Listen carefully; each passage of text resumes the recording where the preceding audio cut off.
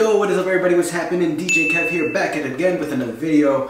Today, the world is going crazy. The world is going crazy over the very new Pioneer DDJ Rev series. And today, as a Rain 1 user, I am going to get into a quick comparison on some of the main differences between the Rain 1 and the Pioneer DDJ Rev 7. Let's get into it. Honestly, I first heard about this from the Nick Spinelli show.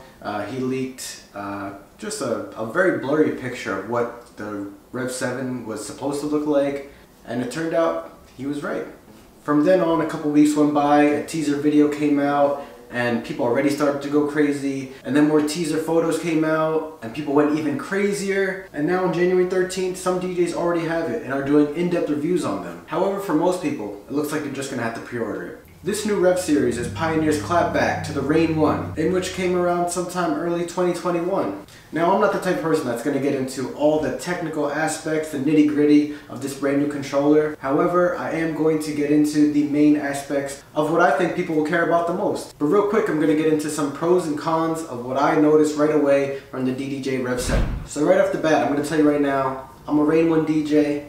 But the Pioneer DDJ Rev 7 is the clear winner between the two, in which you sort of expect with this controller coming out a whole year later. It really took it to the next level by not only taking a jab at what the Rain 1 doesn't have, but also taking a jab at what DJs complain about on things that they wish they had on their controller right now. I did watch a few reviews on it already, but just by pictures, you could tell that the DDJ Rev 7 had onboard effects, which already made it the clear winner over the Rain 1. It has the echo, spin, flanger, reverb, and duck down effect, in which a lot of people may not know about. Pioneer did a great job of making it look way different than the Rain 1. The moving platters look way more futuristic, and the digital screen on the jog wheel is just innovative as ever. It combines a hybrid of a moving platter for those DJs that consider themselves turntablists, but also gives a futuristic feel for modern DJs today. Within that screen, you are able to customize and put your logo directly in the middle. There's certain settings that you'll be able to toggle through that screen as well, or if you do nothing on that screen, it just shows the waveform of whatever's in that deck. Now, my favorite feature on the Rev 7 is the fact that it comes with an internal scratch bank. There are 4 audio files within the Rev 7 that allows you to scratch easily with certain scratch samples or even a beat.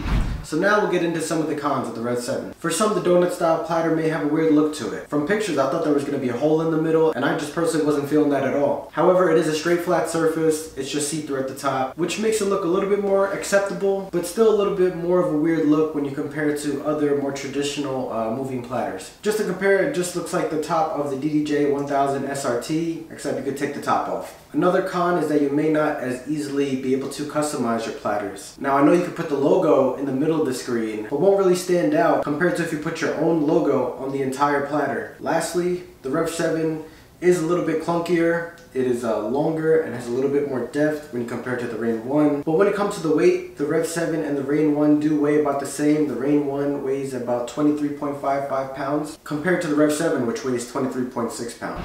Alright guys, so now let's get into the comparison. However, real quick, the Rev 7 and Rev 10, 2 controllers that came out. Great move by Pioneer. However, just to quickly compare the Rev 7 and the Rev 10, it seems that the Rev 7 is just like when you get a regular iPhone, has everything you need. It just is what it is, speaks for itself. And then when you compare it to the Rev 10, it is just getting like an iPhone Pro Max. It's just a little bit bigger and will have more functions to it, if that's something you guys care about. But now, let's get into the comparison of the Rev 7 against the Rain 1. So when it comes to the Rain 1 on Guitar Center, you are able to pick that up right now for a smooth $15.99.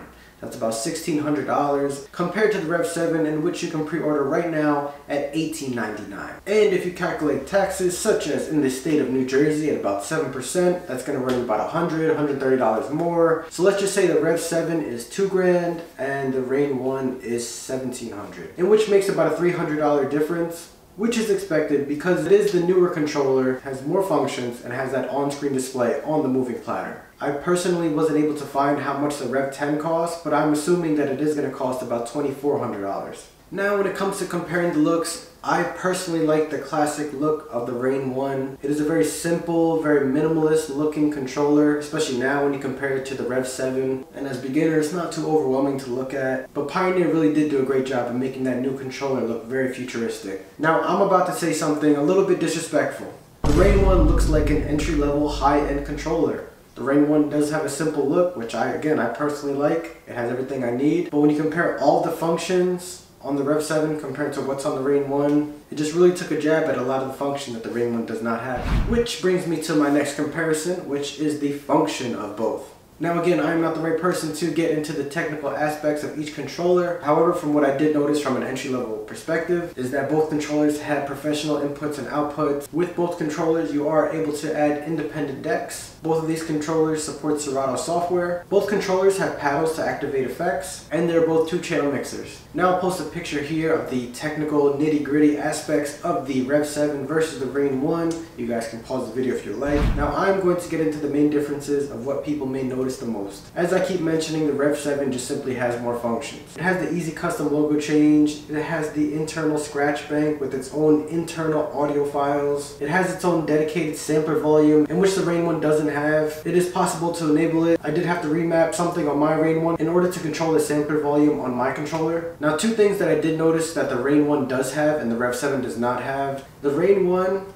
you are able to inactivate the motor function of the moving platter. If you simply press the motor off button on the Reign 1, it turns off the moving platter and just turns it into a regular DJ controller. And second, the Reign 1 does have an extra pad mode for slicer mode. And I'm going to tell you right now, I don't use either of those. So both of those don't necessarily matter. Probably something Pioneer noticed, which is why they did not add that to their controller. Overall, I still feel like you can't help but respect the fact that Reign 1 did set the bar high for moving platters when it comes to DJ controllers. In my opinion, I feel like the Reign 1 has everything you need, and I have to say, Pioneer really hit back harder. They really made sure to take on the flaws of the Reign 1, and they even put their own twist on their moving platters. Now I had to ask myself, and I'm sure a lot of other DJs that have bought the Reign 1 had to ask themselves too, do I regret buying the Reign 1? Buying the Reign 1?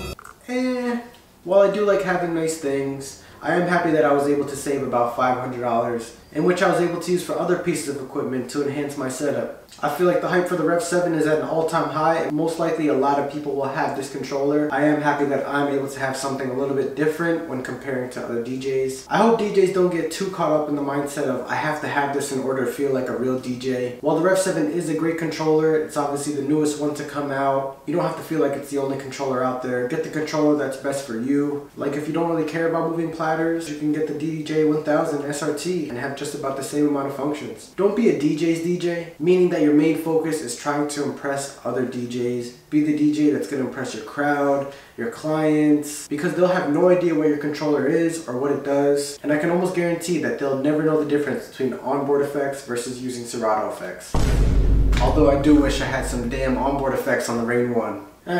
Whatever, one day we'll see what the next Reign 1 looks like. I know they'll own up to their own flaws, and who knows, maybe they'll give the Rev series a run for their money. Anyways guys, that wraps up this comparison video. I have nothing but respect for Pioneer for coming out with this beast of a Rev series. They did a great job. It's super innovative, crazy beast of a controller. I know a lot of people are going to have fun with this. I'm still a proud Reign 1 user. I love the competition, but this about wraps up the video. Please make sure to like, comment, and subscribe for more reviews, more gig logs. Please make sure to follow me on Instagram to see what I'm working on in the DJ world. My name is DJ Kev, and I'll catch you guys in the next video. Stay safe, guys. Peace.